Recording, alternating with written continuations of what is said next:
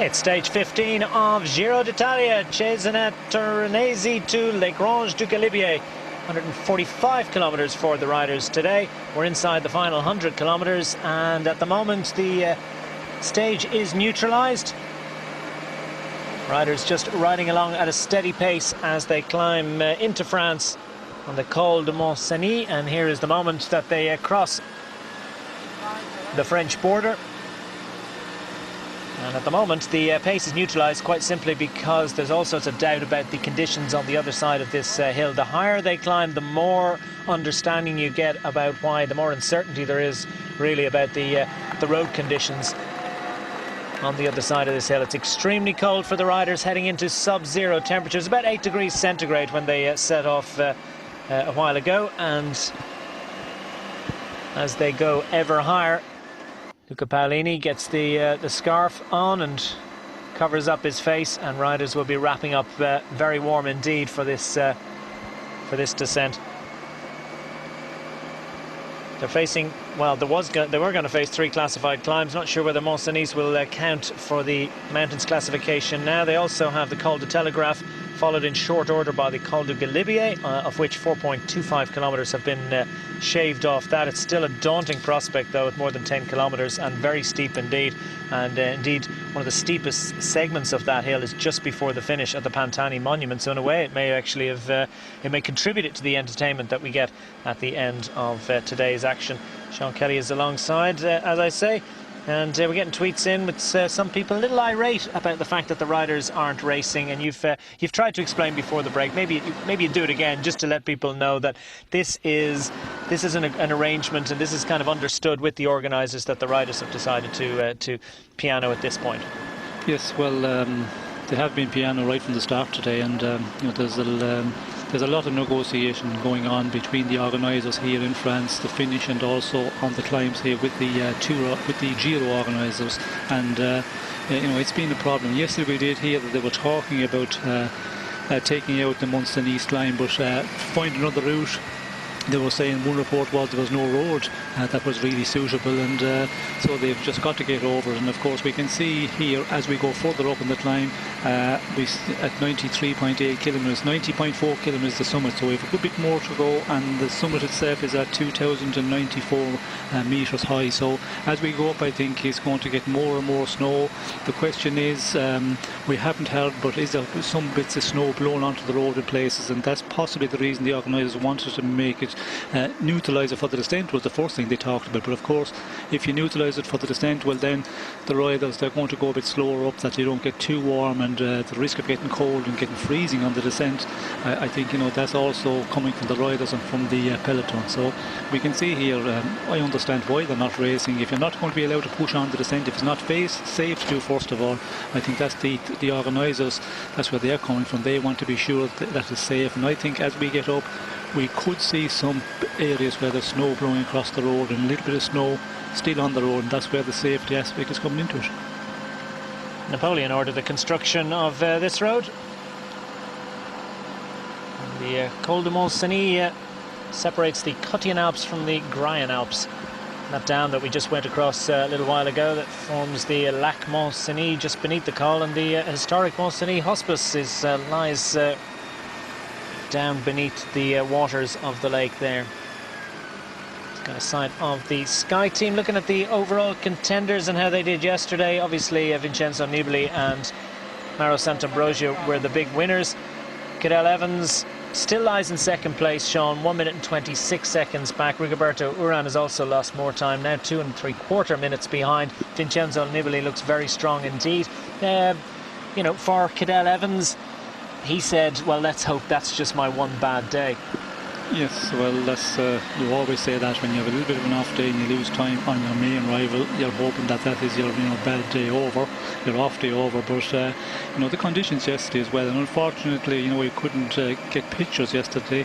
There was, you know, a lot of racing done on the way to the final climb, and it was real, you know, aggressive racing. But We did see Nibali, like, he proved once again that he's the best man in the race. Like, he hasn't had a moment where there was a little bit of blip in his form or in his tactic in any way, and he's just getting stronger as the race go on. And Cat 11s have lost a bit of time. Scarponi, he was the one who lost quite a bit more yesterday, and there was some other rider in the general classification. Guessing was the one who lost a lot of time. He went totally out and lost 3.5 minutes on the stage. He is prone to at least one bad day per Grand Tour, and yes, and I don't think he's a type of rider that would support the cold over a number of days, the wet conditions. He wouldn't be the best one for that. So a combination of things maybe, and he slipped off. So certainly Nibali is the man looking really in the position to win this race outright. But again, Cat 11s, he could have a real good day in the mountain days to come. Unfortunately, the racing we haven't got normally on this climb here, the Mont Cenis, we would see a big battle, and that wouldn't soften up everybody, as they say in cycling, for the final climb for the Galibier. But again, we're not going to get that because of the weather conditions. Noticeable Steve Cummings riding a very small gear and protecting his muscles as long as he can. Other riders choosing to get out of the saddle and drag something a little bit bigger up the hill. But for all these riders, not really very arduous indeed at the moment. And Vincenzo Nibali, his comments after the stage were mostly about concern about the weather. It wasn't, he wasn't talking too much about other rivals. At this point, he seems very comfortably able to contain whatever other riders are throwing at him, and he was more concerned about what God might throw at him. Yes, well, that is a concern for a rider that's in real good shape, and it's when you're in real good shape that's where you're very open to catching something. And with the conditions, of course, you're there after the finish. You have to do the podium, you have to do the press conference and all of that, and you're hanging about after a finish, after being out in the cold for 4.5, 5 hours maybe in the day, and you're always at risk of catching something. And that's, I think, where Nibali is concerned as the race go on, that you don't get a cold. And we did see a number of riders. Bradley Wiggins, of course, had caught him very soon, and it really knocks you out of shape. And if you catch a cold and you lose 2 or 3% of your top edge, well, then it's difficult to control the race and hold on to race leadership.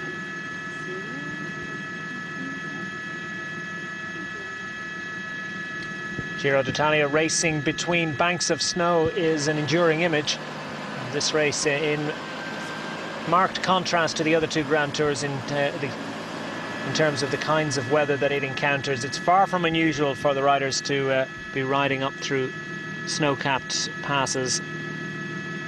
And this is always the challenge for the race organisers. They removed Sestriere, and there was also a wild talk today about the stage not having the Mont Cenis in, and not having the Galibier at all, and just having the climb of Telegraph and finishing after a short descent, which really would have been a badly emasculated stage. At this point, even though they're not racing up Cenis, it's still taking something out of their legs, and by the time they get to the Telegraph and then onto the Galibier, well, they'll certainly be legs will be a little bit rubbery. And what was noticeable about yesterday's stage, that even with the removal of the Sestriere climb, there was still a very small group that actually fought out the final on the final climb to the Jaffreux.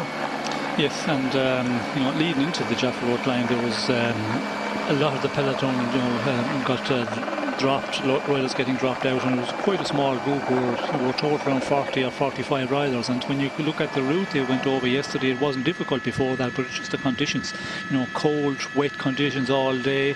A lot of riders, were just frozen on their bikes, and the very minute they started up the pace in the final 50-60 kilometres, they just weren't able to follow. And then on the climb itself, when you look at the way the riders finished, like, they were just riders coming in ones and twos, and you had to go a long way down to get the group that is called the bus. It was about 102nd position, where there was a group of 20-32 down, and they stayed together. But other than that, there were small groups, 4 and 5 riders coming in, 1 minute 40, 1 minute 48, 2:16, 2:32, 2:14. It's something you don't normally see. They kind of stay a bit more together, but it's just because of the conditions yesterday that everybody was struggling on the last climb because of being in the cold all day. Yeah, Mark Cavendish talked about just how horrible it was, how cold, and he was a little irritable about the fact that they had 2 commissars, and he said there were 2 commissars following him around all day, just monitoring what he was doing, and they felt that was unwanted and unwarranted attention. And he raced up the hill and made it through inside the time cut. His teammate Gert Stegemans climbed off, or didn't sign on yesterday, so he is no longer of benefit to Mark Cavendish. So what chances has Cavendish got of holding on to this points leader's jersey, or at least of challenging for it in the last day of the race? Because Cadel Evans is, well, he's just over a win behind, 26 points behind. Yes, and I was looking at the classification of the points classement. Sant'Ambrogio, he's also a danger one because he's moved up big time at 32 points behind Cavendish. So he has two men who are going to mark, you know, a lot of points in the stage today, possibly, and in the days to come when there's difficult mountaintop finishes. So for Cavendish, he has a nice lead at the moment, but that could, you know, crumble very quickly. If Evans, Sant'Ambrogio get some points in the next days in the mountain stages, then he could have a battle in his hands to hold it all the way to the finish.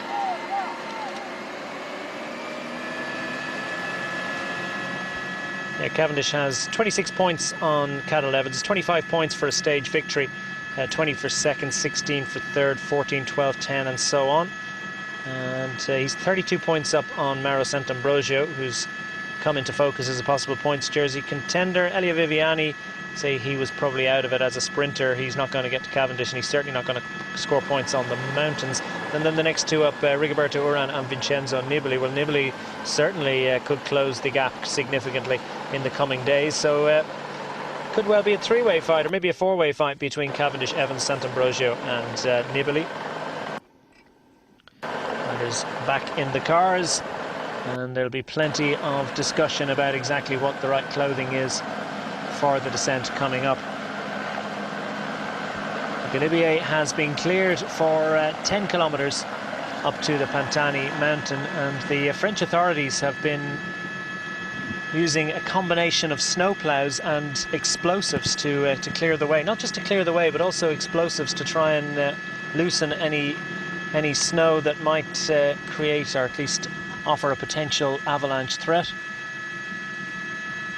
I've also heard that the organisers have banned the drivers from using horns, and the helicopter has to stay as far away as possible. So that avalanche is as much of a concern really as the snowfalls and what it's doing to the surface of the road. Daniel Oss, second place already on a stage, and an important part of the support team for Cadel Evans. Ross was so disappointed to miss out on that stage success a couple of days ago, coming in behind Navardauskis. It was still a good ride for him at that moment, and he showed the jersey well. Lots of people not happy with the fact that the riders aren't at least riding to the top of the hill as fast as they might. Of course, there's also a concern for the riders about their teammates. Some of the teammates who might be suffering a little bit, and time cuts at the end of the day. Yes, well, I think they're using that, you know, to the reason to go slow. That is part of the reason. But you can see here the snow at the side of the road. It's what you know, a good 2 meters high, and you can imagine how cold it's getting as they go up. And you know, to get down off of this will be difficult. Everybody will have to wrap up a bit more. We can see a lot of riders here. They haven't got their big gloves on yet, but I think we will see them as they go further to the top. They will be getting wrapped up more and more. Luckily that it's not raining, because if it was any bit of rain at all, it would be snow at this point as they get closer to the top. And for that reason, you know, yesterday there was the talk, the discussion, would they be able to make it? And you know, at least there is, you know, the conditions are good enough that the riders can get over. I know they're not in racing, doing the race here, but still they're riding up it, and I think is, you know, the best you could expect considering the conditions we have got here. You can see as we go up here, the snow is just getting, you know, higher and higher at each side of the road. Difficult conditions for the riders, for everyone involved in the race.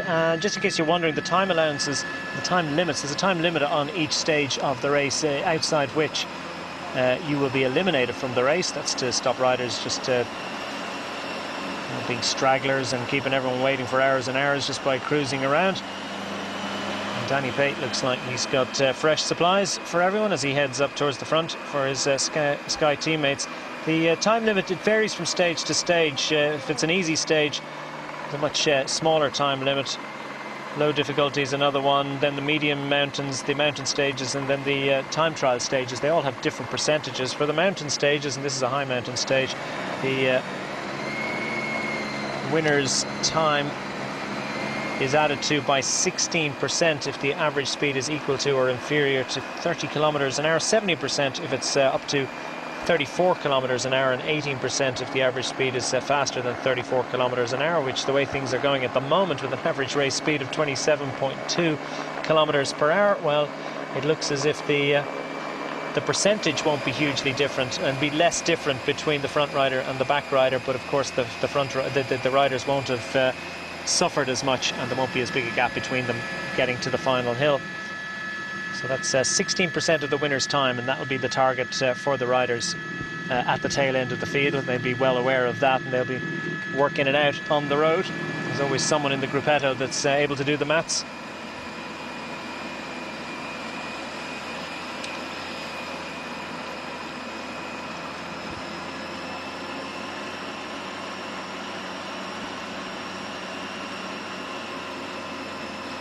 And reminder, you can send your tweets into @DQ Sport. Tim Barthorpe says, tell you what, let's dispense with the Alps and decide the Giro by doing lots of laps around the Colosseum in Rome. Well, they brought back the race in Rome, the big race in Rome, haven't they, this year? And lots of people just tuning in. Yeah, they're not racing at the moment. They're on the Col de Mont-Cenis, and it's currently neutralized. And the likelihood is they'll neutralise it over the top on the descent as well, but they will be racing later in this stage, and they are making their way to the Galibier. So please join us for the next part after this short break. Welcome back to stage 15 of the Giro d'Italia. We've got a little bit of action at last as we come within the final 2 kilometres to the summit of Col de Mont-Cenis. There's been action at the front of the peloton, and this would appear is action, well, it pretty much definitely is action just for the mountains points, as Robinson Chalapoud is on the attack big time. It all kicked off by the man who's leading the mountains classification, and that's Stefano Perazzi of Bardiani Valvoli. And I'll remind you, Perazzi leads the mountains classification, 47 points. Jackson Rodriguez of Androni Giocattoli has 26 points, and Robinson Chalapoud just 3 further points in arrears, and Chalapoud is putting it up to him. Now we see that this is the action at the front, with Stefano Perazzi and Robinson Chalapoud have managed to get a little bit of a gap. Perazzi is offered an excellent opportunity to extend his advantage, and he really does need to score some good points at the top of this hill, because it seems unlikely that he's going to feature on the Galibier. Might be able to come up with something on the Telegraph. That'll still be a big ask for him. So I suspect these riders have been told that they can go and race for those mountains points, but they won't be popular if they don't throttle back after it. Yes, maybe not popular at all. I'm not sure if the agreement was possibly that at 2 kilometers they said, well, you can go on, and anybody wants to contest for the GPM prize, well, you go and do that, and then at the top you have to just take it easy and allow it to be pulled back by the bunch. But easier said than done. We've often seen it before when you allow a group of riders, and we have 5 riders chasing here with a 2 out in front, so we've about 7 or 8 riders up front at the moment, and no reaction from the peloton at all. So I think we will see them knocking off their effort as they get to the summit. Yeah, there are riders in there that aren't really involved in the hunt for mountains points. So now the little bit of tactical skirmishing ensues as Chalapoud, who came rocketing past Perazzi, who kicked off the attacking. Perazzi managed to get up to him. And now Stefano Perazzi goes again to try and see can he annex top points at the top of the hill. 15 points on offer as Chalapoud has a little look behind. Peter Weening from Ulrike Greenedge also up there. Yeah, Peter Weening was pretty active yesterday as well. He got into the early break but fell off with another couple of riders, and spent the rest of the day in the peloton and grovelling on the final hill.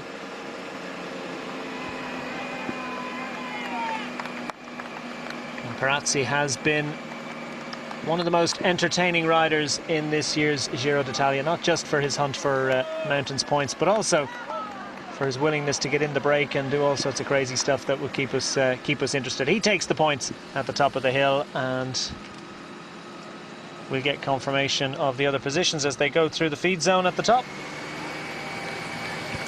Probably be as much clothing in there as food, I would have thought. 18 seconds to the group behind, who don't seem terribly concerned about it, so I'd be very, very surprised indeed if those riders don't back off significantly. Yannis Basnov is much aggrieved about the behaviour of the riders as far as he's concerned. The beauty of cycling is that it takes place outdoors in all weathers. Don't neutralise. Reward the brave and the skilled descenders. And Stuart Cook says Andy Hampston wouldn't have glass cranked it up there. Andy Hampston made his reputation with a wonderful victory in the 1988 Giro d'Italia, and that was founded on his ascent into the Maglia Rosa on an absolutely awful day on the Gavia.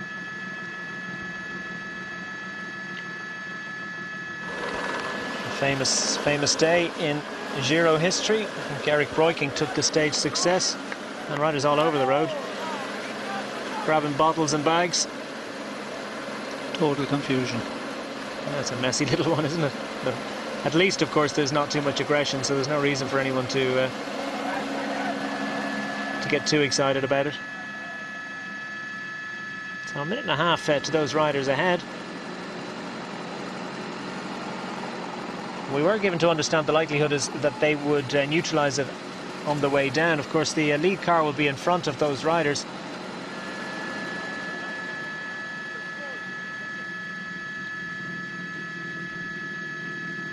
As we can see, just those little patches of snow on the roadside here, out on the road a bit, so... That's frightening. Yes, you can see when you're going downhill, and of course when you're really, just going through the corners, using as much road as possible as you go into the corner. That is the danger. And I think, as we can see here, the riders stopping at the top to put on their jackets, so I think we will see them going down, and the race will be neutralised on the downhill. So it's Francesco Bongiorno of Bardiani that took second place on the hill, and Rodriguez it is who's second in the mountains classification at the moment, adds to his points total, but drifts a little bit further behind Perazzi on those standings. So Stefano Perazzi has given himself a racer's chance of taking this jersey all the way to Brescia next Sunday. Another 15 points added to his total. He's got 62 points now. Now, well, maybe it's not that cold at all. I think we got it all wrong entirely. I don't agree. It's definitely cold out there. You can see the way the riders are, just wrapping up. A lot of riders stopping there with the feed station and just getting an extra jacket. And we can see there up front, I think, Perazzi out front at the moment, and we can see Weening there pushing on, and the other riders seem to be saying, oh, slow up, it's over now, and he was just giving the signal, well, you guys attacked, I'm going to continue now, and that is the way it goes on from there. The riders who want to go for the mountain classification, and other ones who follow on, who hasn't really an interest, and it just pushes on from there. As we can see Weening here, he is pushing on at the moment, and it will be interesting to see as we get over the top. It does go up for another bit here. The mountain classification points, it kicks up another bit for a kilometre and a half maybe, and then it goes down and then it goes up again before we get the real descent off of this Col de Mons Cenis. It's a difficult section here at the moment, and we can see they are working at it, and surprising that they are continuing on. Yeah, so do they get permission? I mean, how was this organised? Well, one way or another, we've got some racing and we've got some riders, and they are riding on. Bongiorno is in there. Perazzi is still in there. Certainly Peter Weening we got a side of. Riders have got their jackets on front and back of the peloton. And tweet in from Matthew Creighton. He says, I'm actually happy they aren't racing. I lived in Valwar last year and love the place. It'll be nice to see it at a slow pace. They'll be racing by the time they get to Valwar.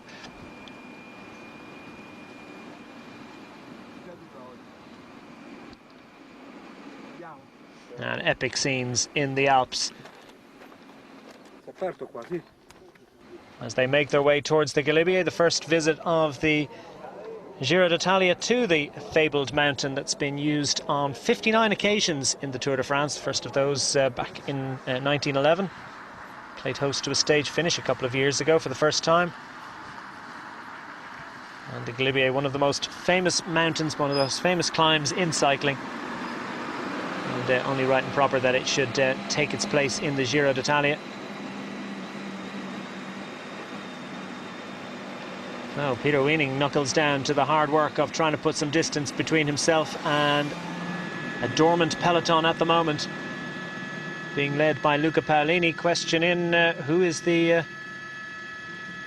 patron? Who is the one that is deciding and dictating affairs amongst the riders? Well, as I said, we did see Luca Paolini having a word with the organisers. It is his first Giro d'Italia, but he is a very, very experienced professional. It's usually a rider of great seniority and usually well into his career that takes on that role. So it may well be that Luca Paolini, I can't say for sure, but could well be that Luca Paolini has decided to make himself the unofficial spokesman for the riders in discussions with the organisers.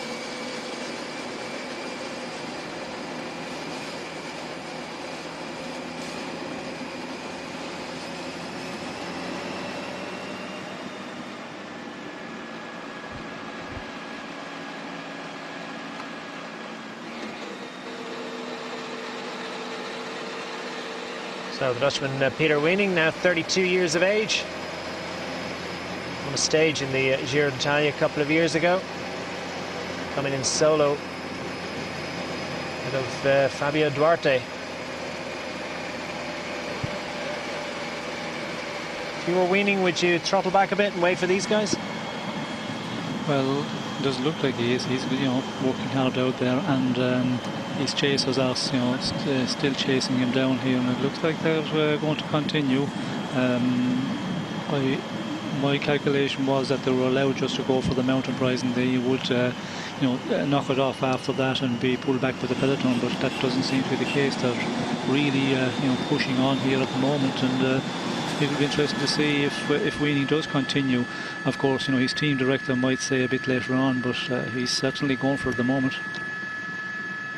Morag McDowell wants to know, why are there some riders off the front if it's neutralized? That's a very good question. It would appear as if they didn't quite read the script. They raced for the top for the mountains points, and a couple of other riders who, less concerned with that competition, have infiltrated this. Peter Weening is one of those. Showed some ambition yesterday, hit the deck, and that was the end of his time in the break, all too brief as it was. And now Peter Weening also has taken a stage win in the Tour de France back in 2005. Second in the Tour of Langkawi this year, where he would have faced utterly different weather conditions. From extreme heat to the extreme cold of the Alps in May in the Giro d'Italia. But Peter Weening showing that he has equal facility for racing in both conditions. Now half a minute ahead of the second group on the road. Well, if nothing else, at least he'll get to the bottom and pick his own line, and there's no other riders around him.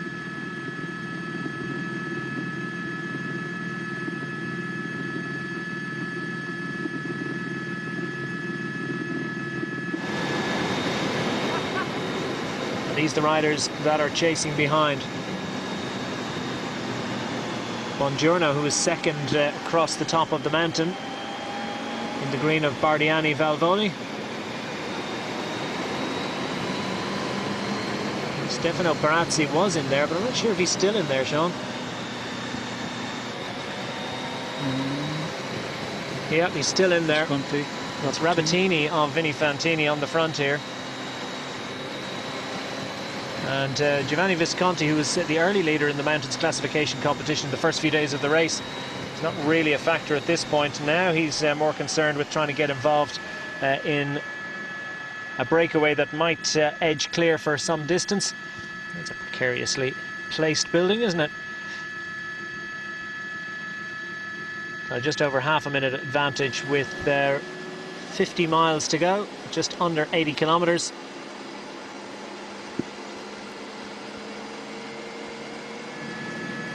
The riders hit another rise.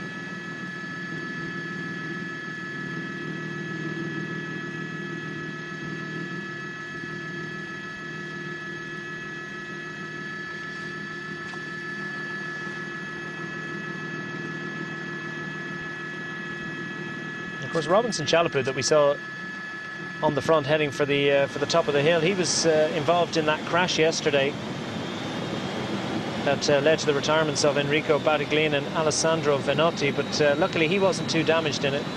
As I said, Badaglin broke his ribs, suffered a punctured lung. Alessandro Venotti damaged his shoulder, he's out from Astana, and Vincenzo Nibali is one man down in the Astana squad. 25 riders so far have retired. We haven't any reports of riders not having signed on this morning, but they are now racing on stage 15. Join us for the next part after these. You're very welcome back to stage 15 of the Giro d'Italia from Cesena Torinese to Les Granges du Galibier. Total of 145 kilometres for the riders today. 3 classified climbs. We've had the first of those. They didn't ride particularly hard up most of the slope to the summit of Col de Montcenis, but a little bit of excitement towards the top as the contenders for the mountains classification, led by Stefano Perazzi, got involved. One or two other riders as well decided to infiltrate that one, and at the top of the climb we saw Peter Weening strike out for glory alone. Behind him now we have a group of riders chasing, and at the head of those, and indeed he's managed to establish a little bit of a gap over the other riders, is Giovanni Visconti of the Movistar squad. Is the man up front, Peter Weening of Holland, who now has about a half a minute advantage over Giovanni Visconti. As I said, there are other riders involved there. Perazzi of the Bardiani squad is racing for mountains points, and he's managing to hang on in there. Jackson Rodriguez, it looks as if he's dropped back from the breakaway after gathering some points at the top. Robinson Chalaput of the Colombian team is in there. Francesco Bongiorno of Bardiani and Matteo Rabatini of Vini Fantini. They're the man showing big ambition on this, one of the most arduous stages of this year's race. And struggling for pictures at the moment. It was a tough day for the organisers of the television pictures yesterday. But luckily we have at least had some live pictures, and hopefully this will just be a very brief interruption to the relay of activities in the stage.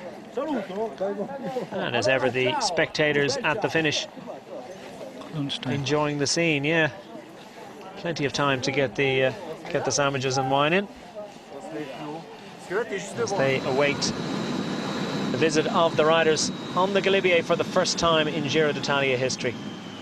Now we get a comparison of the lines chosen around the corners by Visconti and Peter Weening. Visconti seems to be managing them with a little better facility at the moment.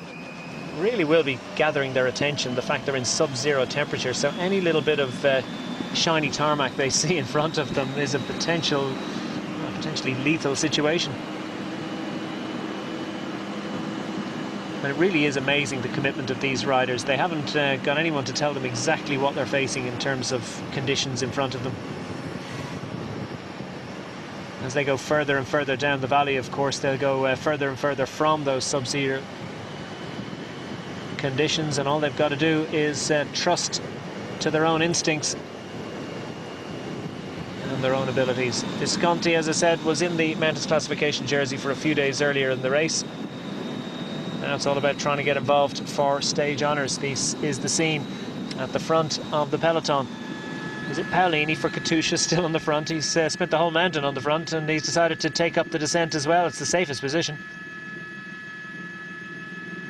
Now 2:45 between Weening and the front. Visconti's still within half a minute, not gaining a lot at the moment. Will Weening wait? Well, would you?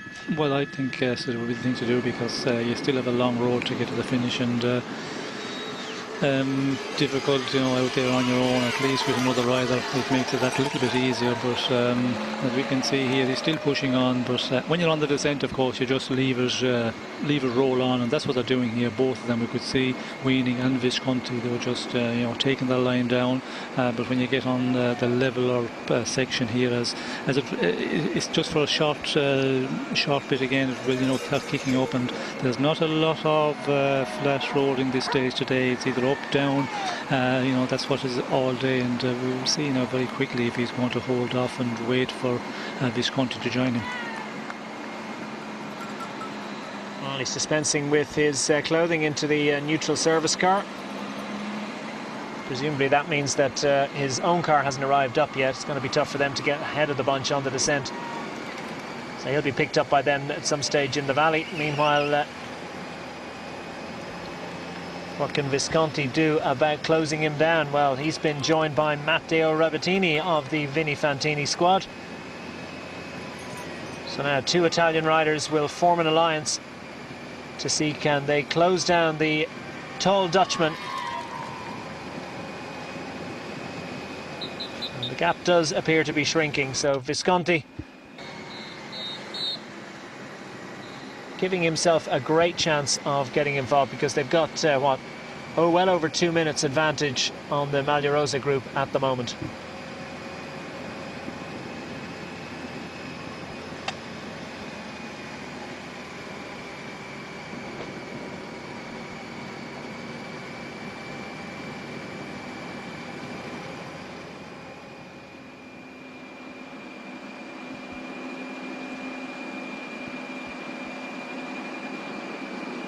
So food delivery comes so early in the stage. Remember, these riders have had a full dinner just a few hours before the start of the stage, and they'll have taken another little top up within the half hour or so before the start of the stage, and then within an hour and a half already they're getting more food delivery. So consumption of calories has to be seen to be believed from riders that are just so thin.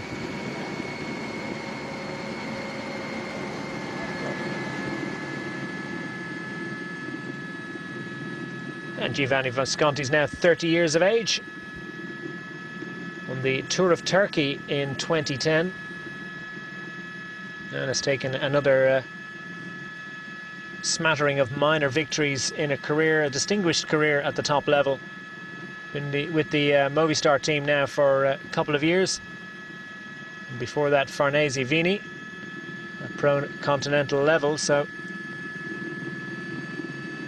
very familiar with racing in Italy.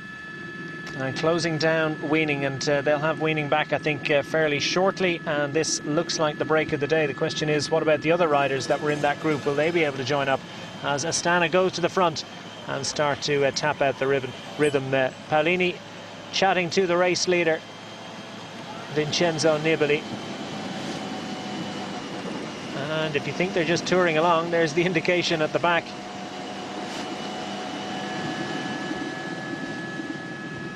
Miles Christensen feeling the pace a little bit.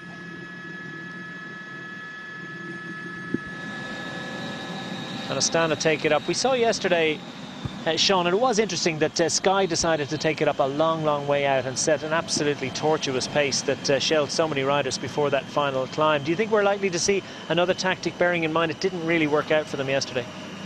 Well, I think you keep on trying, and you have to study the results of yesterday, and you can be sure of that within Sky. They looked at what they maybe could have changed yesterday, but the conditions, I think, are the problems for a lot of riders, and I'd not be surprised if Sky's main man the conditions we're having the last number of days, Rigobert Duran, he would rather much warmer conditions, and I think his performance would be better if that was the case. So they will probably keep trying, because he's still in a real good position in the general classification. At the 1:26, it's nothing, and you could pull back a lot of that time today. And when you have a team that's capable of making the race difficult, if that's what you want to do for your best man, your leader in the general classification, well then you go and do it and see what happens at the end of the day. So there will surely be maybe Sky, other teams who will try and do something today, and there's definitely a great opportunity in this final today. When you look at the run up, the Court of Telegraph first of all, and then the Galibier that we're going to do, we could see other general classification men losing more time today, and the question, who will that be? Vincenzo Nibali's not feeling the pace at the moment. As a result, he's desperately trying to keep warm. Even down in the valley, it's very cold indeed. And they're set to go higher and higher, over 2,300 metres, as Rabatini and Visconti are going to be joined by Perazzi and co. They've managed to drag themselves back up. So where is Weaning now? Within 26 seconds, and riders in 1s and 2s on the road. It's a surprise that they haven't sort of made a decision to get together and try and work together to draw themselves clear of the peloton, presumably just waiting to see how things evolve and whether the riders that have shown the ambition to get up the road actually have the strength to be there. Rabatini has a little look over his shoulder. He's got a stage win in the Giro d'Italia, of course, from this race last year. Led in Joachim Rodriguez, no less, on stage 14 to Piani dei Resinelli. Vincenzo Nibali discusses tactics.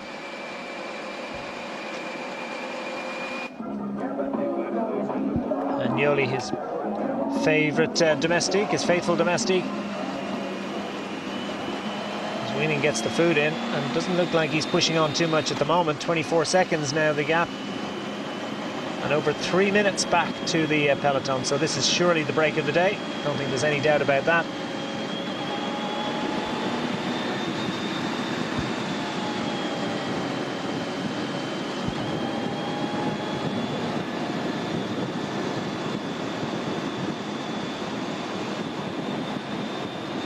We are getting some indications that the weather conditions are set to worsen today, but not until 5 o'clock. So hopefully the race will have concluded by then. And certainly by then you would hope that they'll have got the last of the descending out of the way, and they'll be climbing. Even if the conditions worsen a little bit, they will at least be climbing at that point. So the hardship will be reduced as a result. Sergio Henao at the back, heading back to the car. He was the card that the Sky team played yesterday, Sean. Well, it's an interesting one to see exactly who they were playing. They have the two riders still up there in the general classification within Sky, and Henao is after slipping down a bit in the classification. He's at 7 minutes in the overall classement now, and lost a little bit of time yesterday. You would expect him to be very much up there in the top of the stage placings, but seemed to struggle a bit also in the final yesterday. But he's still not out of it at the moment, and a top 5 place is definitely possible here. And the top 5 places in the general classification on a big 3-week tour is always so important, and there's riders who want to get in there, and we will see as this race go on in the final week.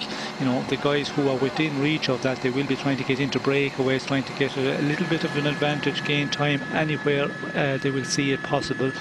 So it's going to be an interesting final week, and Henao, if he gets a good run in some of these mountaintop finishes like today, for example, if he's in good shape, he could pull back quite a bit of time, and he's in a position also where he will be allowed maybe to ride away on the climb, because when you're at 7 minutes and Nibali, he's going to be watching the guys who are at 2-3 minutes to him, and the other guys he would allow them to take 1.5 minutes, 2 minutes, and that would put him in up there in the top 5 or 6 overall then, if he can take back 2 minutes on the general classification. So I'd not be surprised if he is the one from Sky who will be trying earlier on today. And of course then they have Rigoberto Urán, who is really in a good position in 3rd overall in general classification. So the gap's now gone over 3.5 minutes to the riders up front, so they're calling the cars up. So the riders who have attacked and are having a great old scrap out there at the moment. It's a little private race between Peter Weaning and the group chasing behind, and they'll all have support from the cars that have found a way past in the valley as the peloton whiles away the time. Loretta Scott wants to know, does each rider have set times for taking on food, or is it when time permits? Well, it's certainly when time permits. Taking on food, of course, depending on what you mean by taking on food. If you talk about what you've got in your pocket, from the start of the race or after coming through the feed station, where they take their bag and then they just, transfer that into their pockets on the back of the jersey.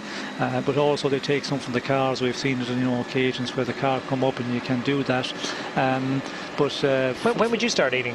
Right from the get-go, or? Well, first of all, the morning time you have your breakfast, normal continental breakfast, where you have your tea and your coffee and your bread roll and that, and then you would have something like rice or pasta, maybe a bit of omelette, or so depending on what you have in the morning times. Some riders can eat quite a good meal in the morning times. Other riders have difficulty eating early morning, so if you're one who cannot eat a lot in the morning time before the start of the race, then you have to start eating quite early in the first 15-20 minutes. And as you go to the stage as well, when you're traveling, sometimes you have a piece of energy bar, but you start eating 15-20 minutes into the stage. But that depends on what sort of route you're on. If you're on a big climb, or if the race is really on, and when they start racing the first 50-60 kilometres and they go at 50+ kilometres per hour, then it's very difficult to eat something. And of course the conditions we've had in the last days, when you're wrapped up with your rain jacket on, it's so difficult to get anything out of your pocket with big gloves on. So you know, it's not always that easy. But on a normal day, you know, every 15-20 minutes you start nibbling something, and you do that all through the stage until the final hour and a half. And then most of the riders, they have gels in the final, which is much easier to get down. Yeah, much handier method of food delivery. Of course, Fausto Coppi, the great campionissima, 5 times a winner of the Giro d'Italia. He's one of the great innovators back in the 1940s and 50s in terms of food delivery. In those days, riders would have a big steak in the morning, not long before they got on the bike, and they'd spend the first couple of hours trying to digest it. Not so much was known about nutrition at that time, but Fausto Coppi decided that didn't work for him. He'd have a pasta meal a good bit further out from the start, and would make sure that he started eating a lot earlier in the stage. One of the more organised riders. And speaking of organisation, is it the Movistar team that have gone to the front to try and settle things down and set a pace? Has Weening decided that these riders are coming up? They're certainly within sight, within 20 seconds of Weening, so that little private scrap between these riders looks like it's gone in favour of the group, which is often the case. And a very solid pace being set on the front by Bongiorno, Francesco Bongiorno of the Bardiani Valvolve team. We saw him up the road a couple of days ago. And it's Bongiorno that's setting the pace ahead of Visconti. Third place is Chalapud of Colombia, and the other riders as the peloton whiles away the time behind. Now 4 minutes between these riders and the riders behind on stage 15 of Giro d'Italia. You're very welcome back to stage 15 of the Giro d'Italia of 2013. We're racing towards the Galibier on the second day in the Alps. And this is Giovanni Visconti, who's out front in a group of riders that have made their way clear towards the top of the Col de Mont-Cenis. There wasn't too much activity early on in the stage. The riders put a little bit of a block on as they decided to sort of self-neutralize that first mountain. Well, towards the top, a few riders went out with the intention of gathering up mountains classification points. A few other riders joined them, and this is the group that has formed the break of the day now, with 4.5 minutes advantage over the peloton, with the Astana squad and indeed the Movistar squad to the fore. The Astana squad, as you might expect, riding for the race leader Vincenzo Nibali, who's sitting there. He's got a black jersey on, and those pink arm warmers indicate his Maglia Rosa on underneath. And all the riders keeping as warmed up as wrapped up as well they can during this stage. 145 kilometres in total. They've reduced it by 4.25 kilometres as a result of snow on the Galibier, but they've managed to clear the snow up as far as the Pantani Monument. And there is the composition of the break. Rubiano Chavez of Androni Pirazzi, Visconti, Bongiorno is in there for Bardiani, Rabatini for Vinny Fantini, and Robinson Chalapud of the Colombian squad. Peter Weening there too. He was out front on his own for quite a while after that descent from Col de Mont-Cenis, but he's been dragged back, and we see the BMC squad staying right to the front of the peloton as well. Just on this short little unclassified but nonetheless difficult, nasty little climb up to Ossois at 1,487 metres. Just a few kilometres long, and as I said, not classified, but perhaps on a flat stage they'd give this a third or fourth category points.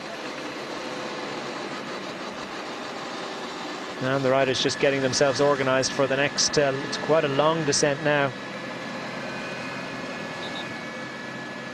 About 25 kilometres down to Saint-Michel-de-Maurienne before the real action of this stage gets underway, because at that point we'll be on the lower slopes of the Col du Telegraphe. And this is the scene at the back of the peloton.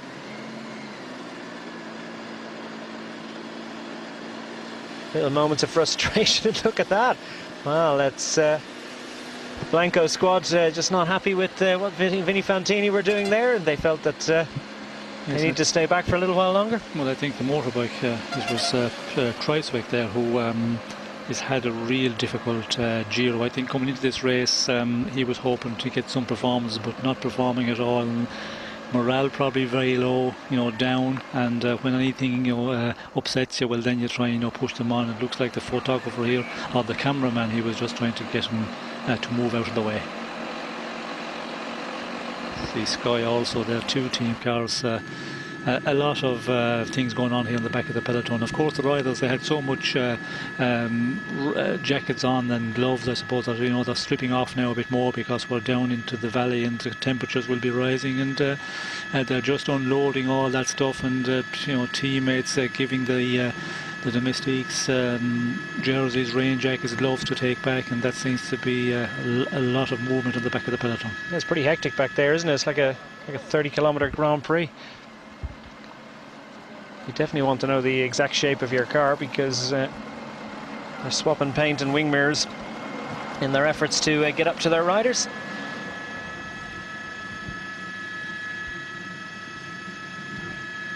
It's great to see a bit of sunshine on the Giro. At least the riders haven't had to face difficult weather. I think earlier I said that the weather's due to change around about 5 p.m. It's 5 p.m. CET, of course.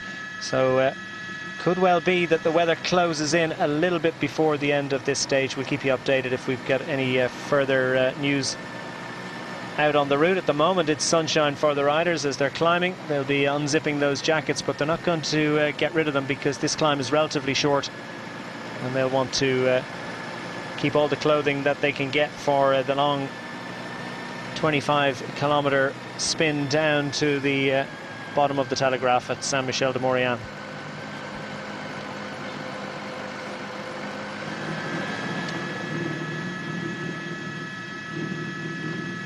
We're in the Savoy region, of course, in France, historic region, which along with the county of Nice was finally annexed to France under the Second French Empire in 1860. The House of Savoy did, of course, retain its Italian lands in Piedmont, just over the border in Liguria, and became the ruling dynasty of Italy at the time. And Savoy, of course, one of the most popular French departments with skiers. It's all about winter sports, and cycling is a winter sport at the moment. Gavazzi we saw involved in all that bit of a chat earlier on. Androni Giocattoli, sprinter. And now Nibali opens his jacket and reveals his Maglia Rosa, and we really are going to have to get him 2 pink jackets, aren't we?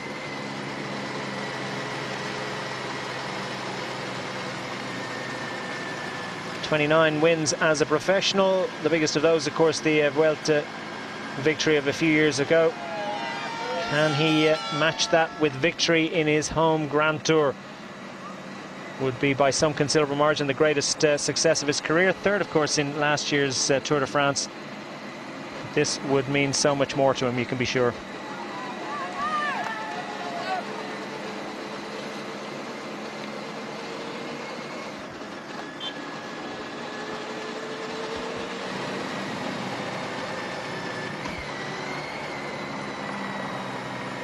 Big shot of Rubiana Chavez, of Androni Giocattoli, and all of the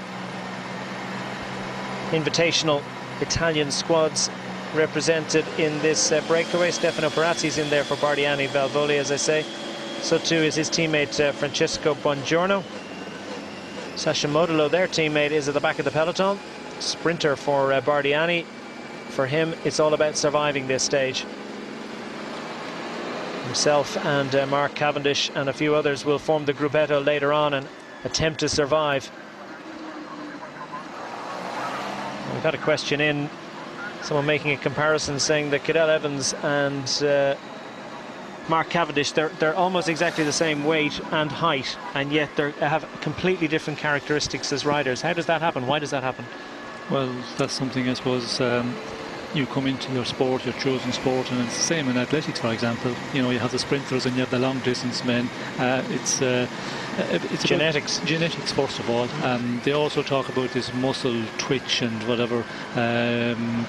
You need to be a sprinter, and a climber is different, but it's about, you know, it's really genetics, and you know, you have it, and you see from quite a young age that what is your strong points in your chosen sport. Yeah, maybe a little bit more muscle density for Mark Cavendish in the places that wouldn't really help him when it comes to getting up hills, when it comes to going fast. He's got all the fast twitchers he needs, and Cadel Evans would be lucky to be able to get along in his wake. Pelozzotti being aided there by his teammate. Pelozzotti had a crack yesterday, certainly been very active recently, and he was the first attacker from the Maglia Rosa group on the lower slopes of the final climb, as we see Thomas Dekker being launched back into. Looks like he must have picked up a wheel there.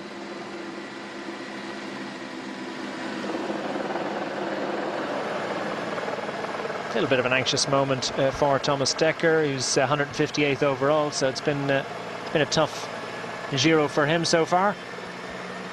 Very relaxed so far for the Astana team, and what a solid job they're doing. Of course, Vincenzo Nibali was with the Liquigas team last year. That's morphed into Cannondale these days. Cannondale, they had Basso last year and adopted a very different tactic. Astana haven't been quite as aggressive in terms of trying to set the pace on the mountains. Well, a different situation as well. Last year we did see Liquigas, as it was back then. They were, you know, making the race difficult in the mountain stages. They seemed to be setting a pace to make it difficult for everybody, and they were doing that for day after day in the Giro when the stages were getting a bit undulating. Of course, the flat stages, it was the sprinters teams who controlled it, and it didn't work out. Basso wasn't able to perform in the end.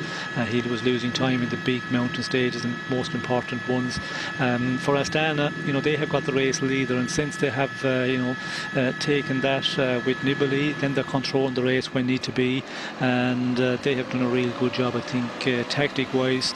You know, they have done what they've what's needed to be done, not overdoing it. And sometimes when you get a team with the race leader, they start riding too much and they start chasing breakaways, which there's no need to do. That hasn't been the case with Astana, and you know, they have conserved their energy when they need to do it, and that's what they've got to do in a 3-week tour, because you never know you know, what way the race is going to be in the final week. It could be a real difficult one for the team, and you have to conserve the energy when you can. Of course, a lot of the discussion has been about the fact that that Vincenzo Nibali decided to let, or he didn't obviously contest the finish yesterday, and Mauro Sant'Ambrogio took the victory, and with it, of course, another 8 seconds extra on bonus seconds across the line that Vincenzo Nibali might have felt that were useful. That was an interesting decision for a lot of people. Yes, well, I think you know, the winner of the stage yesterday, he you know, he was riding a lot in the final number of kilometres. Vincenzo Nibali did go on the attack, and then Sant'Ambrogio was the one who was riding in the final.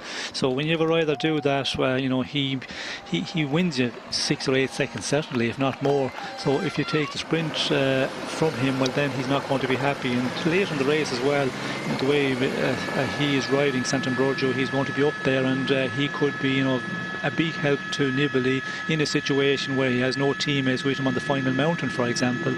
So when you give somebody a stage like that, and even if they just ride, you know, a couple of 100 metres in the front in the final kilometre or the final 2 kilometres of mountain top finishes, it can mean quite a lot second wise. It can, you know, gain you 10-15 seconds very quickly. So the Italian team, Vinny Fantini, might be minded to support the Italian Vincenzo Nibali in his efforts for the Maglia Rosa, and that's also to their advantage. Is that a scenario that you can see playing out at some stage? Well, if it comes to that, and I think we could, you know, definitely see something like that. I was also reading in the French newspaper, L'Equipe, Skinto was saying that if it comes down to a point when in the race when it gets difficult for Astana and for Nibali, I don't have a problem, you know, with some of my riders if we have to give a little bit of a handout to the Astana team and to Nibali. So they've already said that, and I think yesterday, you know, we see the way he was given the stage. Certainly Nibali, he could have taken that sprint because he is a very fast one in an uphill sprint, and he can, you know, take them sprints. So we've seen him in the past of this race where he can, you know, go very fast in the last couple of 100 meters, but it was definitely an agreement there. And I think, you know, for the future he's thinking, well, you know, Rabotini or Sant'Ambrogio will be, you know, very important to me, and I could need his help in the days to come. Yeah, official alliances between the riders, of course, not officially allowed, but they're inevitable. And they're always going to happen, as we see the first intermediate sprint of the day, and that goes to Miguel Angel Rubiano Chavez of the Androni Giocattoli Venezuela team. He takes the top points across the line. None of these riders are up in the intermediate sprints competition. That's currently led by Rafael Andriato of the Vini Fantini team, ahead of Maxime Belkov and the early leader for so many days, Cameron Worth. And none of those three riders are in the break. Stortoni of the Lampre team. We saw him earlier in the race giving up a wheel to his team leader Michele Scarponi. And Lampre have done well so far. Scarponi is their leading rider in 5th position, and just over 1 minute behind and 1 position behind on overall classification, Przemysław Niemiec, who's been one of the revelations of this year's Giro d'Italia, and did a fine job indeed. Lampre looking good on GC, although finding it difficult to contend with Vincenzo Nibali's pace. So we've got riders out front, almost 6 minutes in advance for them. Let's see how they get on after these. Welcome back. The Astana team are on the front of the peloton on stage 15 of Giro d'Italia as the riders make their way to Les Granges du Galibier. Total of 145 kilometers in blazing sunshine at the moment, but I can tell you it's very cold out there for the riders. Temperatures hovering between 8 degrees and -2 degrees Celsius, depending on whether they're down in the valley or up in the slopes.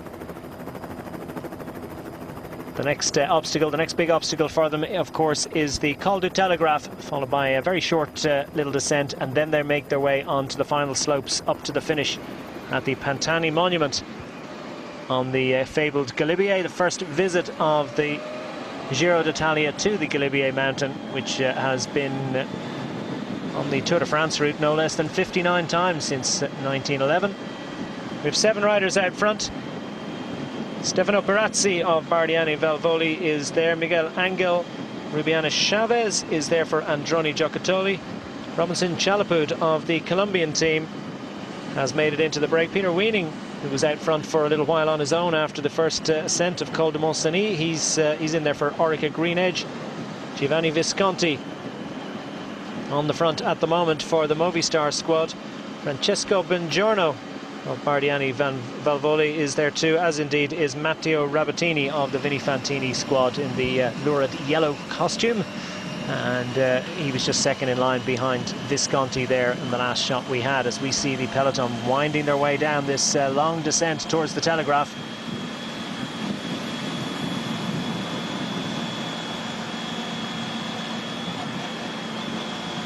They're in one long line, not a massive sense of urgency at the moment, and Astana have set themselves to the task, as we've seen so many days since Vincenzo Nibali took the pink jersey on the time trial. So more than a week now of doing this work every day, and it's got to be taking its toll on the Astana team, who of course lost one of their riders yesterday to a crash.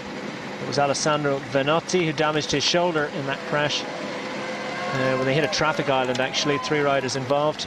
Chalapud was one of them. Chalapud that's up the front now, but he managed to jump back up and get in okay. Unfortunately for Venotti and Battiglin, they were damaged and couldn't continue. So Astana, there aren't too many teams that have a full complement left in the race.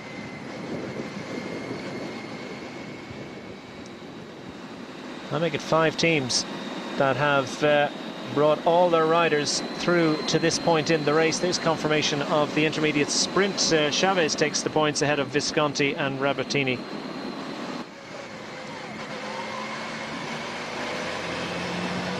So that's not going to affect the overall standings in the intermediate sprints competition.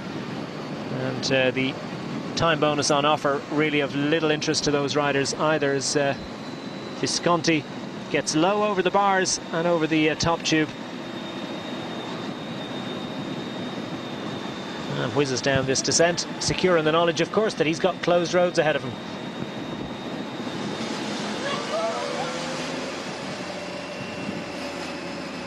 Lots of people asking what were those, what's the story with that motorbike carrying the bottles, and what sort of bottles were they taking from that motorbike at the front of the peloton, Sean?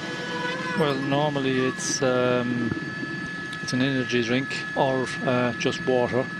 Today I'm not sure, because we did see him on the climb when the conditions were, really low. The temperature was really low, and I was wondering, whether they give them hot drinks. Any more than that I don't know, but normally we have it in the Tour of France as well. When you're in a breakaway, you have the motorbike who comes up with fresh bottles, and it's normally, of course, in the races it's normally just cool drinks, but here I'm not sure, was it a warm bottle, but I doubt it very much. But surprising to see them taking the bottles on the climb, because you would not be drinking a lot, and secondly they could go back to the car very easy because they're going at such a slow rate. So maybe they were getting they seem to be big demand for them, so maybe it was hot drink. It's just free stuff. It's free stuff there at the front, one at all. 6 minutes now, the advantage for the riders up front. 7 riders in there: Perazzi, Chalapud, Wiening, Rubiano, Chavez, Visconti, Bongiorno and Rabatini. And the peloton tapping along, a solid rhythm being set. Weather forecasts coming in, and winds from the south to southwest are carrying clouds of rain and snow. Riders want to get a move on if they can only make it in before the snows arrive. And Visconti, who whizzed down that last descent, has time to wait for the riders and grab a bite to eat. And now we begin the cat and mouse operation between these riders, as the break up front have realised they've got a very handy advantage indeed, and they're pushing ahead at a good solid rhythm, but not absolutely flat out, because they know that the peloton will then have to chase behind, and they might as well all save energy and save the gap that they've got, and save something for the big tests to come. Rabatini ditching the clothing.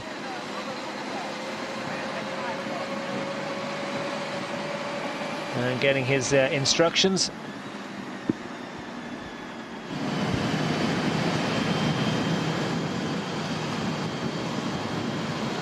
Remember, you can get in touch at DQ Sport is the handle on Twitter. So we see Chalapud also ditching clothing. And from the Colombian team, great to see the Colombians involved in this year's race. Came in a wildcard invitation. They're based in Italy. And the famous old Pro Conti is the man that is running the show and keeping these riders motivated, and what a solid job they're doing. The arrival of the Colombians back in the mid-80s, well, it sparked a bit of a revolution in the sport. They were amateur at the time that they were given an invitation to the Tour de France, and the likes of Lucho Herrera and Fabio Parra made themselves stars in Europe with their exploits on the climbs. They're greater all-rounders these days, I think, but certainly climbing is still likely to be the main pursuit of a professional road racing cyclist from Colombia.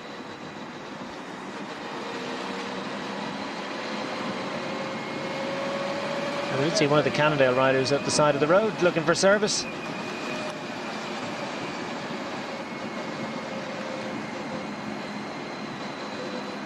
As Stefano Perazzi picks up his supplies for the next push.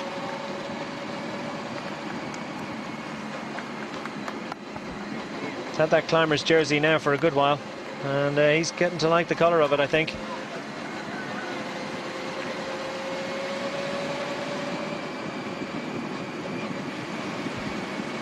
now 26 years of age. Third in the Coppi Bartali Week a couple of years ago. 7th in Trentino this year, which is an indication of the sort of form that he was showing. And of course, a little bit earlier in this race, a few days ago indeed, he was third behind Danielos and Ramunas Navardauskas, the stage winner on the stage to Vaillant just 4 days ago.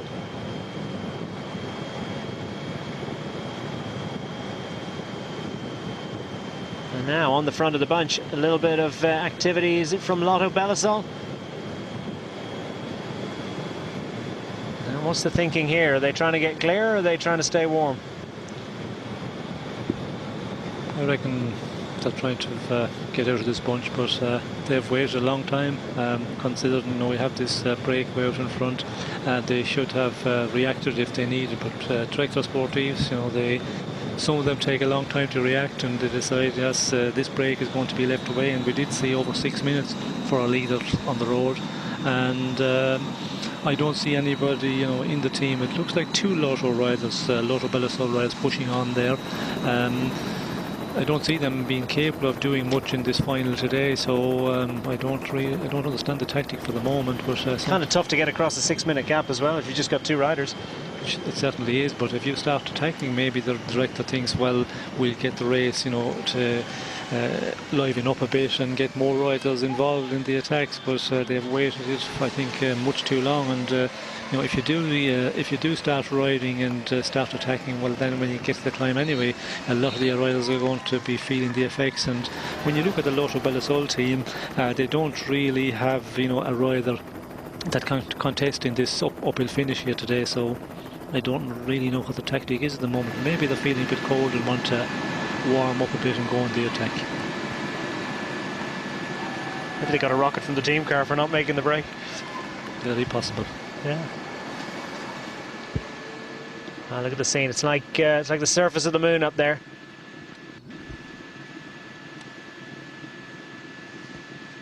And this will look very different in a couple of months' time, but at the moment the snows linger. There's Gianni Savio looking after their man in the break. That's Miguel Angel Rubiano Chavez, who took the sprint, the first intermediate sprint.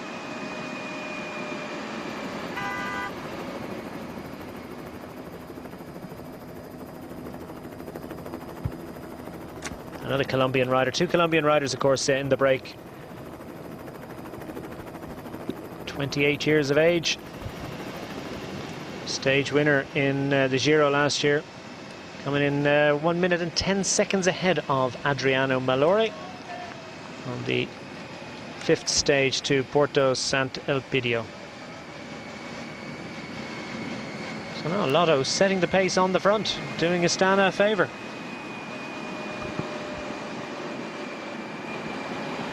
Meanwhile, up front in the break, they've seen their lead whittled down now by just under a minute in the last little while. There's confirmation of Rubiano Chavez's statistics. Colombian riders dotted all over the peloton, not just included in that one Colombian team. And they certainly made their mark in European racing, and not least, of course, in the Giro d'Italia this year. From the likes of Henao and Uran and Betancourt. And indeed the Colombian team, and Chavez doing his bit. Yeah, the whole Lotto team have come to the front. What have they got in mind for later on in this stage? Well, there's 3 riders up front, so it's got to be more than just an excuse to keep warm. Well, actually, AG2R have put a rider up there too. Thought that was 3 riders from Lotto Belisol, but AG2R are in there.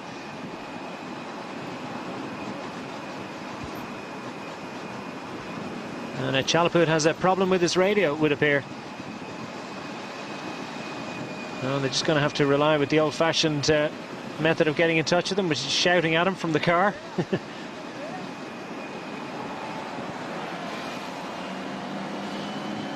And Chalaput will rely on his fellow members of the break to tell him the changing time gaps. Meanwhile, Steve Cummings is picking up food and drink from the BMC team car, and he'll relay as much of that as possible up front to Cadel Evans and co. And Dougie wants to know, to what extent can a rider hold on to a team car? Is it illegal to hold on for a certain amount of time? Well, they call it a sticky bottle, and there is a limit, and the limit is, well, it's up to the commissar in question, really, isn't it, Sean? Yes, well, you know, the commissar, he gives the orders to the director sportif, and you can hear the radio as you know, beside the car. If the commissar is starting to call, well, then you have to leave go very quickly. And sometimes, if you know, if you do it for too long, they just give you a penalty, a fine, Swiss franc fine, and also if you go overboard, well, they give you a time penalty as well. And you know, without giving you any orders, like, you know, through the team car. So it is a one way you have to be careful. But you know, the normal thing is when you're back there in the peloton, you're talking to the director. If you take it just for 50 metres, there's no problem. But on the climbs, of course, you're not allowed to do it. That's where the commissars are really strict, because that's where you can, you know, gain by pulling your hanging from the car on the climb. It means a big difference. Yeah, you can gain a serious advantage. Pipo Pozzato is at the back, loitering at the back, as he's done quite a bit in recent days. Did manage to make his way up into that final sprint that Mark Cavendish won a couple of days ago, but didn't come up with the big result on that occasion. So these 7 riders out front, 6 riders out front, pushing hard. Oh, it is 7, yeah, Visconti is in there. For a moment there I thought we'd lost one. 7 riders out front. Their lead has come down markedly in the last little while. And they're picking up food for the big challenges that lay ahead, the Col du Telegraph and the Col du Galibier up to the Pantani Monument. That's the big target for these riders, and it's looming large, and it won't be far from their minds at the moment, as the peloton chase them behind at 4 3/4 minutes behind. It's stage 15 of the Giro d'Italia as the riders make their way towards the Les Granges du Galibier, the climb to the Pantani Monument in the Alps. Second day in the Alps for the riders. It's very cold out there, but so far the conditions have been fine enough for racing, and they haven't faced any difficult road conditions. Mark Cavendish leads the point standings, has a handy advantage of 26 points over Cadel Evans. Cadel Evans, though, has bigger fish to fry in terms of trying to get involved in closing the gap to Vincenzo Nibali at the head of general classification. For Mark Cavendish, this is a stage to be endured, to be survived and to be got through, with the ambition of making it to Brescia and perhaps winning the final stage next Sunday. He's got a lot of racing to do before then. And the situation in today's race is that Stefano Perazzi is one of the men in the breakaway group up front, and Perazzi has that extended advantage now on Robinson Chalapud, another member of the breakaway. Jackson Rodriguez went for points at the top of the first climb, but then dropped back to the group behind. And the Lotto Belisol team, for reasons unknown, have decided to take responsibility for setting the pace in the peloton, and they're closing the gap to those 7 riders up front who had established over 6 minutes, but now are within 5 minutes, as the riders are within the last 25 miles, inside 40 kilometers to go. Sky have well, an extended advantage now over the Blanco Pro Cycling team on the overall standings. Lampre Merida sitting handily there in 3rd place. But for all 3 of those squads, the individual rider general classification was the bigger goal at the start of this race. Perhaps for Team Blancos, they watch Robert Gesink, the difficulties that he had yesterday. Maybe they'll put more attention onto the team classification. Points amongst the teams also led by Sky, head of BMC on this occasion, and AG Tour Le Mondial, who have a couple of riders doing great work and have scored lots of points for them. Giovanni Visconti, one of the 7 riders up front that have been out front since the summit of the Mont Cenis climb. Peter Weening of Arinka Greenedge, the Dutchman that went clear on the descent, and after a period of racing was joined by the other riders that had ventured forth from the peloton. Robinson Chalapud of Colombia, Matteo Rabatini of Vini Fantini, Stefano Perazzi The aforementioned man from Bardiani Valvoli, who's in the blue Mountains jersey. His teammate in the lime green outfit is Francesco Bongiorno. And AG2R too have decided to take some responsibility. It's interesting tactics here from AG2R, perhaps slightly more understandable with their riders to the fore. But Lotto Belisol, can you put any logic on that one? No, I don't see the reason for them to chase, because if you look at yesterday's stage, the best placed rider was Francis de Grief, who is also the best in general classification, but he was 4 minutes 30 down on Sant'Ambrogio and Nibali at the finish. So they're not going to be able to do anything in this final. I think it's just the director that has really given out to the riders here and just said to them, well, you should be in the break, now you've got to chase it down. From AG2R, so you should give them an extra shift, as simple as that? I think so, yes. There's probably a team briefing this morning where you have to be careful, guys, we need someone in the break again. They have got a stage with Hansen, of course, but they haven't been in the break a lot, they haven't been up there represented, and when you see where they are in general classification, De Grief is a long ways down in that as well. He's 16 minutes down in 24th place. So there's not a lot for him to gain there for the team, and I'd not be surprised if the director said, well, you were to be in the break, guys, you can chase it down now. From AG2R point of view, they have some riders who can do something here, and it looks like with the gap coming down rapidly at 34.6 kilometers to finish, 3:21 at the moment, which Betancourt and Pozzovivo, they can do a lot on this uphill finish, this mountaintop finish today. So there's a reason for AG2R to put men on the front of the bunch and chase this breakaway down. Two big mountains left for the riders. Some people would say it's one indeed. Got a couple of texts in. Mark Sharon says that, of course, the Telegraph can be considered as one with the Galibier. There is a small little descent after the Telegraph before they get going on the Galibier, but it all really feels like one big long slog up from the valley, and that's what faces the riders. And Sean, this break, well, it needs a lot more than 3 minutes and 12 seconds hitting the lower slopes of the Telegraph. Yes, it sure needs a lot more, and it looked like that it was going to pull out quite a big gap, the way it was growing out there, to over 6 minutes. Well, and it was going very quickly in the right direction for the 7-man breakaway, but unfortunately there's teams that may take it up and want to take it up for some reason or another, and we see this gap down to 3 minutes now, and it's just coming down rapidly, and it's not going to be an opportunity for the breakaway to go on and get the advantage they need to try and go all the way to the finish today.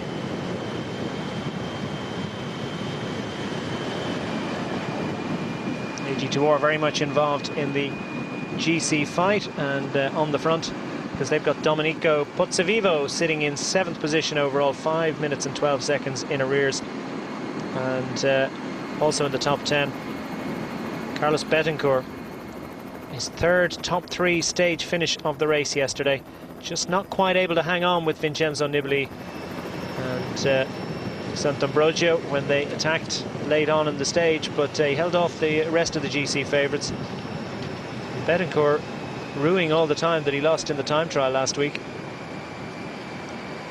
So too is Sant'Ambrogio, lost over 2 minutes in the time trial to Vincenzo Nibali, and Nibali's improvement in the time trial has been a key factor, really. He seems to be so strong and so confident in all facets, but the time trial was a weakness for him before, a lot less so last Saturday.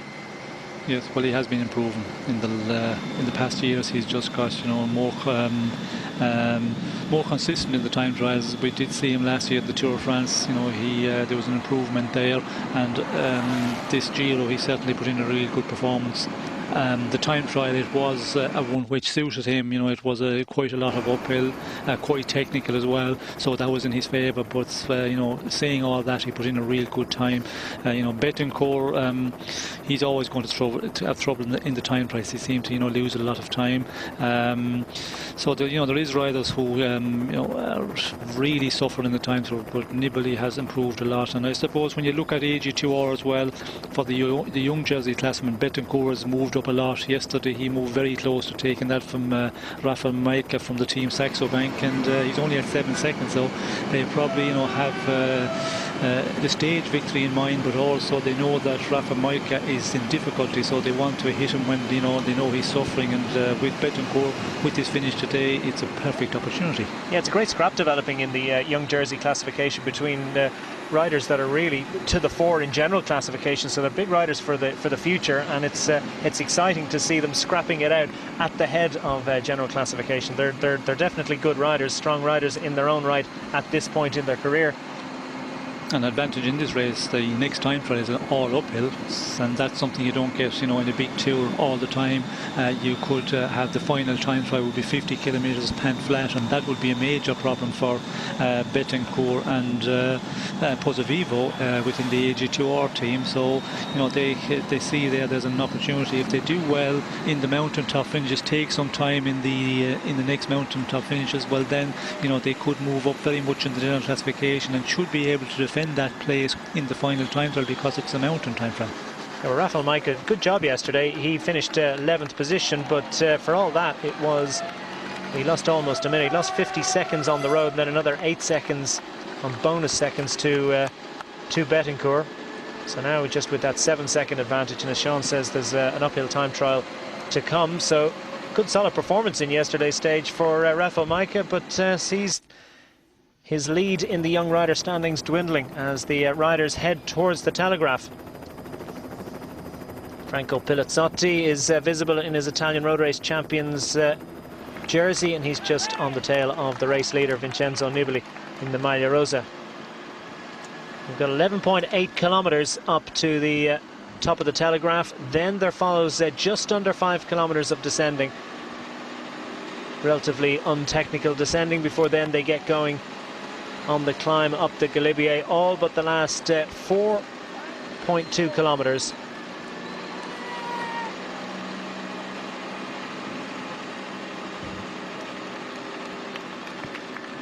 So still well over 10 kilometers of climbing for them.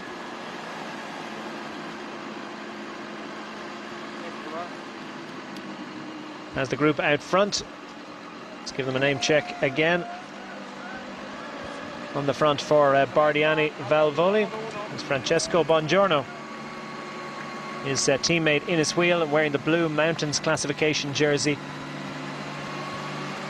is Stefano Perazzi. Peter Weening of the Orica Green Edge squad in 4th place, just on the tail of the black outfit of Robinson Chalaput of the Colombian squad. Giovanni Visconti is in there for the Movistar team, and Matteo Rabatini of the Vini Fantini squad. Their Dayglow yellow outfit splits people. I happen to think it looks fantastic, certainly in the context of a bike race.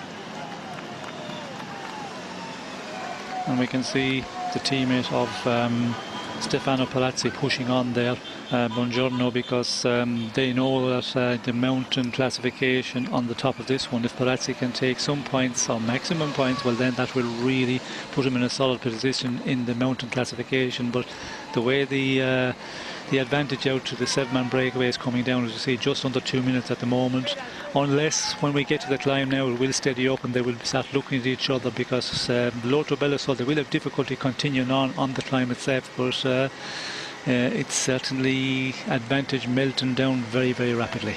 A couple of questions. Are Lotto working for another team? What's the extent of the alliances between them? Coming into @DQ Sport on the Twitter feed.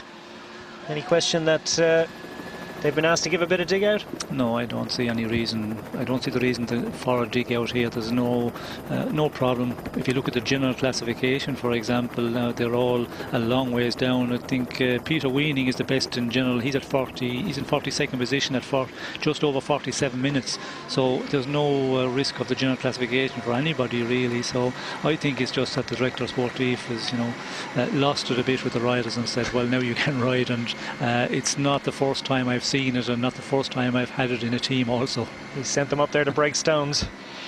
Well, they're pushing hard on the front. Lotto Belisol are setting the pace. We've also a question in from Johnny Innes. Is Matty Goss still in the Giro? He hasn't featured in the sprints recently. He certainly is. 152nd overall.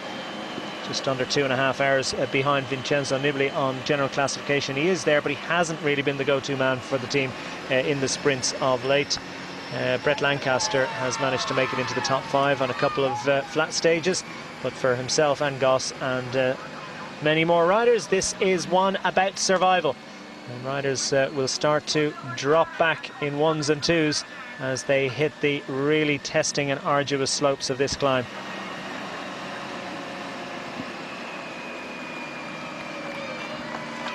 Up front, Bongiorno sets a very tough pace indeed. You can tell as the shoulders are rolling around that this is he's not enjoying it, but he is settling down to the work. And I wonder if perhaps Stefano Perazzi has said that I fancy this one today, and it'll be interesting to see whether Perazzi or maybe Chalapud or Visconti or one of those riders can leave this group. So it's starting to hot up as we reach the lower slopes of the Telegraph.